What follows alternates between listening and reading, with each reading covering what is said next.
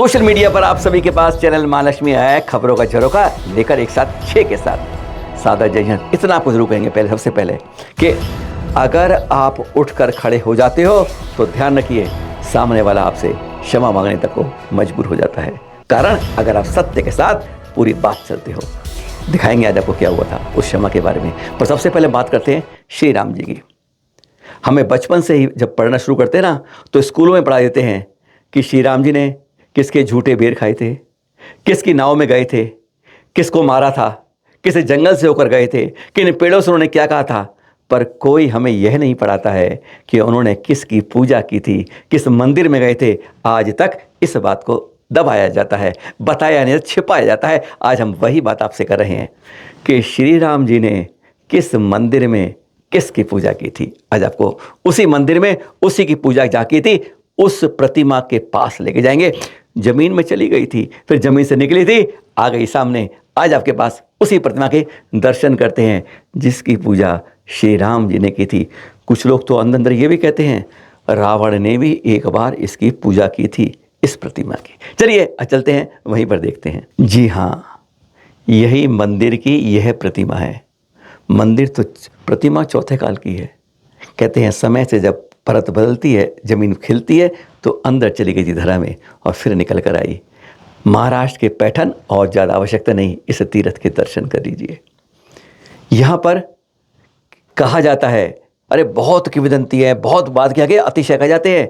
सबसे पहले चतुर्कालीन प्रतिमा में मुनि सुव्रत काल के अंदर भगवान राम ने इस प्रतिमा की पूजा की थी जाते हुए। यह है वह बात जो आज तक शायद आपको नहीं मालूम होगी, यह नहीं पढ़ी जाती है, नहीं बताई जाती है कि किस मंदिर में कहाँ किसने कब पूजा की थी श्री राम जी ने।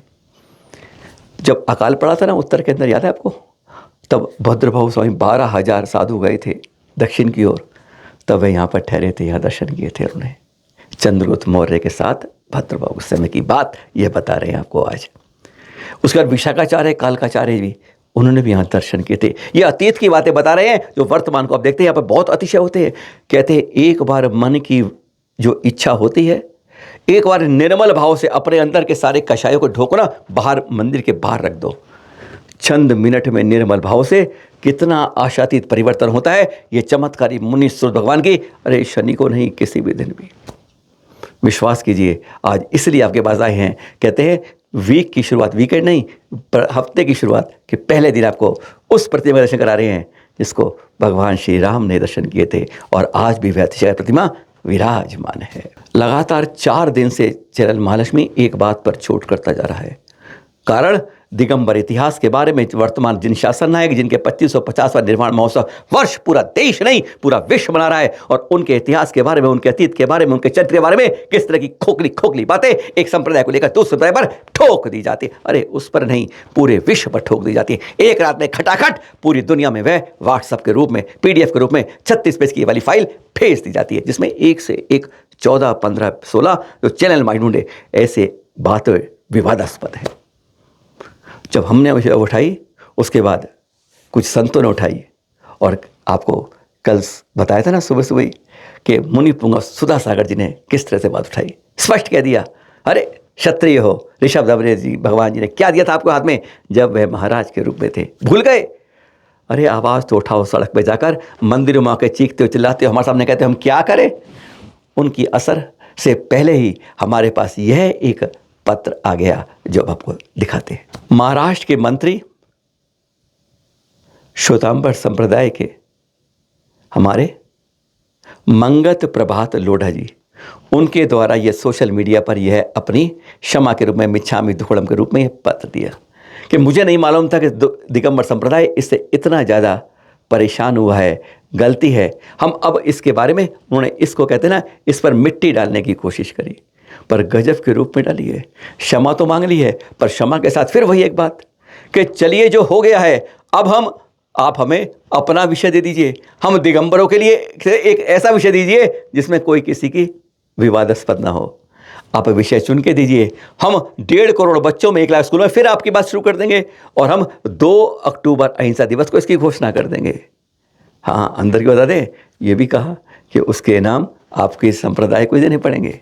खैर, अब ये सोच लीजिए, जो बात एक बार हो चुकी उसको दोबारा सुधारा जा सकता है। शुद्धि पत्र के रूप में परिस्थिति को नहीं बदल सकते।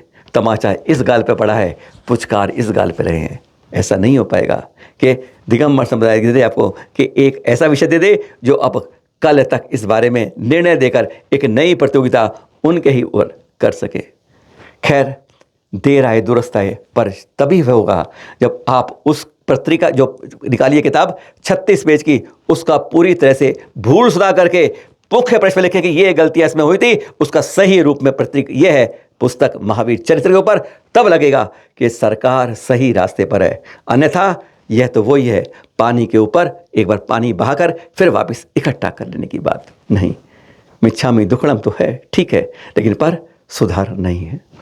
इस क्षमा के साथ एक पत्र और निकाल दिया उन्होंने, ये पोस्टर निकाला गया कल। 20 तारीख को प्रतियोगिता शुरू हो गई है और 27 तारीख शाम को 28 तारीख शाम को यह पोस्टर निकलता है कि सभी स्कूलों में सभी के लिए ध्यान से कि आप इस किताब के अनुसार जो जारी की महाराष्ट्र सरकार ने या अन्य कहीं तरह से भी आप महावीर स्वामी के चरित्र पर जो निबंध भेजेंगे वह स्वीकार्य होगा। यानी आपका लेख उस विवादित पुस्तक पर नहीं, आप अपने अनुसार भी वह चरित्र लिखकर भेज सकते हैं। पर अब तो बहुत देर हो गई, कहते ना, अब पछताए होत क्योंकि चिड़िया चुग गई पूरो खेत। ये हालत आज हो गई है। एक और खुशखबरी कर्नाटक से मिली है, बेलगांव के अंदर जिले के हेबल ग्राम से। वहाँ सामुदायिक भवन की खुदाई हो रही है, देख रहे हैं ऐसे आप। इस खुदाई में यह 23वें तीर्थंकरी प्रतिमा खुदाई से निकली। जिस तरीके से इस पे चवर के इस तरह बने हुए परिकर में दिखाई दे रहा है, 2.5 फुट की यह पारस्परिक प्रतिमा लगता है आज से 1000 वर्ष कम से कम प्राचीन है। इसकी नक्काशी देखकर, इसकी शिल्पकला देखकर लगता है यही कि यह 11वीं सदी से के आसपास की प्रतिमा है। अरे जहाँ जहाँ धरा खोदते हैं वहीं उस संस्कृति का वैभव दिखता है जो कहा जाता है कि सबसे प्राचीन जैन सनातन संस्कृति। दिल्ली वाले हैं, दिल्ली वालों के लिए खुशखबरी सुना देते हैं। ये समाचार नहीं, हम नहीं सुना रहे, ये समाचार बताते हैं। दिल्ली से जब पावापुरी जाते हैं ना, तो वहाँ पर बहुत ज़्यादा दिक्कतें हैं आवागमन में, क्योंकि वहाँ कोई ऐसी व्यवस्था नहीं है। स्टेशन में बस गाड़ियाँ रुकती नहीं है। पहले कोरोना से पहले रुकती थी, लेकिन उसके बाद नहीं। तो ये खुशखबरी रेलवे मंत्रालय ने दी है कि अब श्रमजीवी एक्सप्रेस जो दिल्ली जाती है ना, 30 नवंबर तक, ये अभी अस्थायी है। वो देख रहे हैं कितने लोग आते हैं। पावापुरी स्टेशन रोड के ऊपर जो स्टेशन है, पावापुरी रोड के ऊपर जो स्टेशन है, उस पर अब श्रमजीवी एक्सप्रेस रुका करेगी। एक बहुत अच्छी बात है। वर्तमान जिन शासन नए का जो निर्माण महोत्सव चल रहा है, उसमें 30 नवंबर तक ये सुविधा मिली है। इस बीच में वह पर्व भी आ जाएगा। तो इसके लिए आप लोगों के लिए दिल्ली से जाते हैं, अब श्रमजीवी एक्सप्रेस पावापुरी रोड के स्टेशन पर रुकेगी। फोटो देख रहे हैं आप, जाना पहचाना चेहरा है नवीन जैन जी का, पीएनसी के भाई जो हैं।